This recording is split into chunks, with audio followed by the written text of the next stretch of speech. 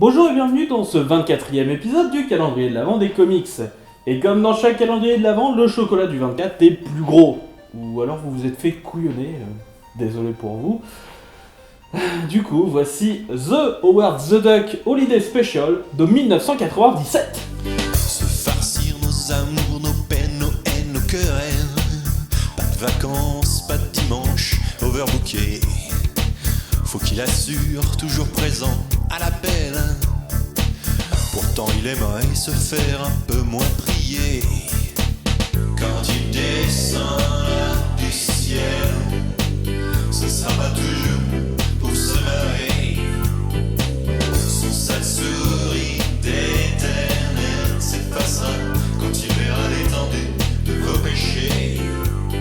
Je voudrais commencer par faire un petit point sur la superbe couverture du bousin, qui nous montre bien qu'on va parler de Noël. Ah bah ça, on est bien loin de rajouter un bonnet de Noël à Lara Croft sur une couverture alors que l'intérieur n'a rien à faire avec Noël. Ni de près, ni de loin. Alors que dans ce comics, Howard the Duck, eh bien Noël est sur pratiquement toutes les pages. Donc point de digression et plongeons directement dans celui-ci. Notre histoire commence dans un vidéoclub. Je rappelle qu'on est en 1997, donc on commence pas à faire des blagues sur les vidéoclubs, s'il vous plaît, hein. On va pas tirer sur une ambulance qui perd déjà de l'huile et qui s'est fait faucher les pneus sur un vieux parking de Auchan. Donc dans un vidéoclub où bosse temporairement Howard. Et où les clients ne cessent de demander des films liés à Noël, parce qu'apparemment il n'y en a pas déjà assez à la télé comme ça. Et donc Howard en a un peu marre et propose donc d'autres films comme Massacre à la faucheuse ou bien le film live Spider-Man. Ce qui étonne grandement le client vu que le tournage n'a même pas encore commencé. Oui, on parle bien de ce film-là.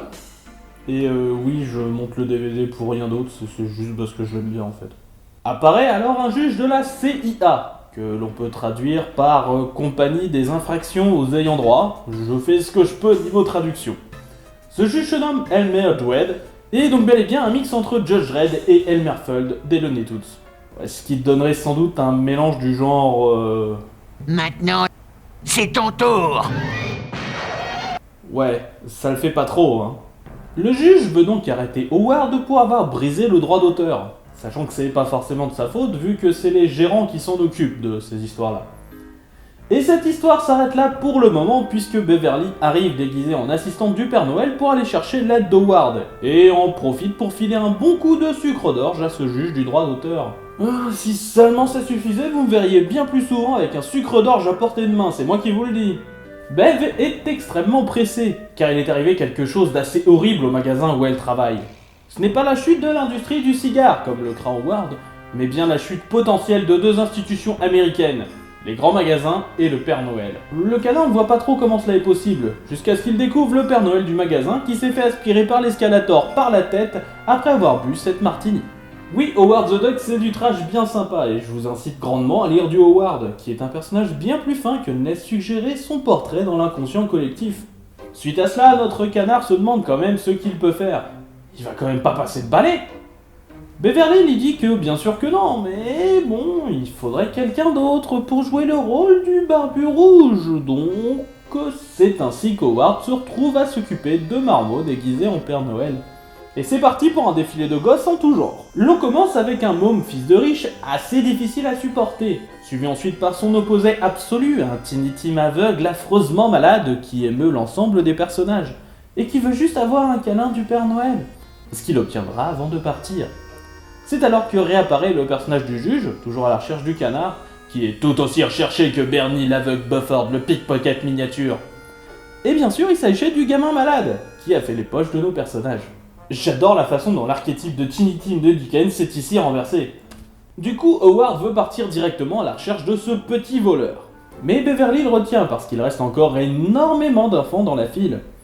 Nous avons heureusement droit à une ellipse, jusqu'à ce qu'il ne reste plus qu'un seul gosse qui est en costume de Wolverine et est habitué à passer en dernier. Celui-ci, nommé Dionysius Finster, a même été abandonné par ses parents et nos héros sont donc dans l'obligation de s'occuper de cet enfant. Ce comics a trop 1000 choses qui passent dans son sein, et pourtant, le tout reste lisible et cohérent. Le scénariste Larry Hama et le dessinateur Pasquale Ferry ont vraiment fourni un boulot de dingue là-dessus. D'ailleurs, une nouvelle intrigue se rajoute avec l'arrivée impromptue d'un lutin du Père Noël au look saisissant. Celui-ci est d'ailleurs blessé avec une plaie d'où suinte du sang verdâtre. Car oui, le Père Noël est attaqué au pôle Nord et les lutins sont partis chercher tous les assistants, y compris les faux Père Noël des supermarchés. Car oui, l'organisation criminelle de l'Hydra a pris le contrôle de l'atelier de production du Barbu Rouge. Quand je vous disais que l'Hydra des comics avait souvent des plans bizarres et exotiques, le lutin leur dit qu'un bus à Rennes est sur le toit, prêt à les embarquer, puis meurt d'une façon très imaginative en devenant un tas de guirlandes de papier. Franchement, c'est juste un détail dans l'histoire, mais c'est avec ce genre de détail qu'une histoire prend une épaisseur de dingue. Howard décide donc d'aller donner un coup de main dans cette histoire, avec l'aide de Beverly, même si celle-ci est un peu hésitante, et aussi avec l'aide du gamin Wolverine, qui ne veut pas être laissé tout seul derrière, ce qui peut se comprendre. On y retrouve d'autres faux pères et mères Noël, d'autres endroits du globe, tandis que Beverly se fait draguer un peu lourdement par un lutin, ce qui provoque la colère de notre héros de canard. Et non, je ne veux pas faire de jeu de mots sur le fait que c'est un canard, parce que c'est généralement à cela que l'on résume le personnage dans l'inconscient populaire et cela a tendance à lui nuire grandement. Nos héros découvrent alors des cadeaux destinés aux membres de la National Rifle Association, ou NRA, contenant donc des tonnes d'armes à feu en tout genre. Oh bah ça tombe bien alors. Le bus allant à très grande vitesse, Howard prend le peu de temps à sa disposition pour briefer les troupes qu'il a sous la main. Et chacun saute ensuite en parachute, même s'il faut aider un peu par un coup de pied dans l'arrière-train le gosse Wolverine. Non mais cherchez pas, je n'appellerai pas ce gamin par son prénom. Mais pourquoi? Mais parce qu'il est moche! Tout le monde descend donc en parachute, tout en étant lourdement armé, et certains commencent même à tirer sur tout ce qu'ils voient. Sauf que les cibles sont ici les lutins du Père Noël. Dommage. Les soldats de fortune rentrent ensuite dans l'atelier et commencent à verser dans l'ultra-violence face aux membres de l'Hydra. Et quand je dis ultra-violence, on a vraiment des cases super belles.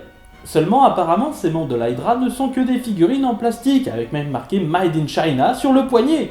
Oui, parce que l'Hydra a beau prôner une idéologie très fasciste, elle n'a aucun problème avec la mondialisation de la production. C'est important à savoir. Ou inconstant. Ou alors tout à fait cohérent avec les plans à la con de la Hydra des comics. Je sais pas. J'aimerais te comprendre, Hydra. J'aimerais te comprendre. Il se trouve que les lutins du barbu ont mal compris les instructions de la cheftaine de l'Hydra, créant des figurines grandeur nature au lieu de figurines jouées. Et du coup, cette dernière veut punir les lutins fautifs et le Père Noël accourt en tentant de prendre la défense de ses employés. Mais depuis quand les patrons défendent-ils leurs employés, enfin?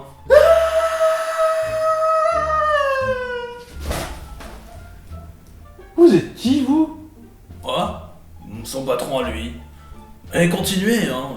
Ah ok, mais bon, mon preneur de son est dans les choux, là. Duke, tu veux bien Ouais, qu'est-ce qui...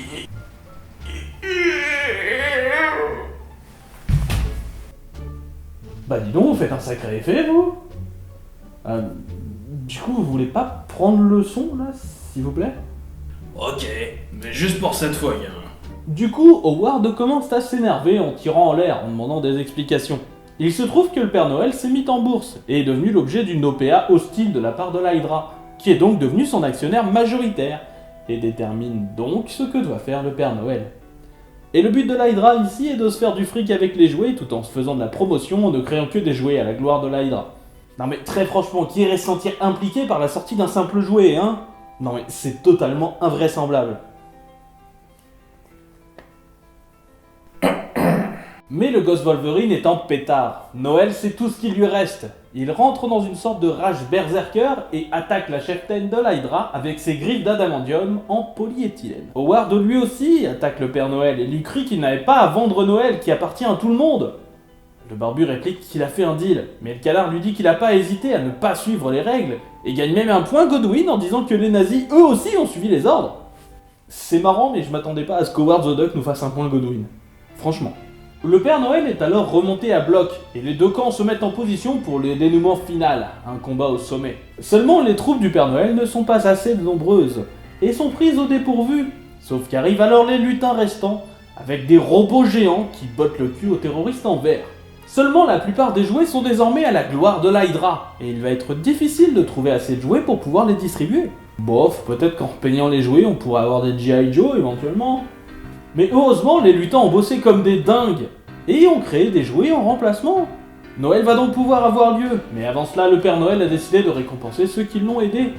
Ainsi, le pickpocket aveugle du début va être téléporté devant nos héros, et Howard va pouvoir se défouler, récupérant ainsi ses possessions ainsi que le reste du butin. Une fois rentré chez eux, Howard laisse le reste du butin dans le chaudron d'un Père Noël caritatif, ne gardant que l'essentiel, son portefeuille et surtout ses cigares. Et c'est la fin! Un comic génial, même si quelques aspects sont un peu oubliés, comme qu'est-ce qu'il devient, le gosse Wolverine, hein, mais franchement, on a affaire à un comics de Noël de qualité que je recommande à tout le monde. Quant à nous, je propose qu'on passe Noël de la meilleure façon qui soit. Je sais pas moi, fêter Noël comme une espèce de famille un peu dysfonctionnelle mais sympa. En faisant des expériences de Noël. En se faisant du fric. Non, en regardant l'épisode de Noël de Doctor Who. En plus, cette année, ça parle de super-héros, hein.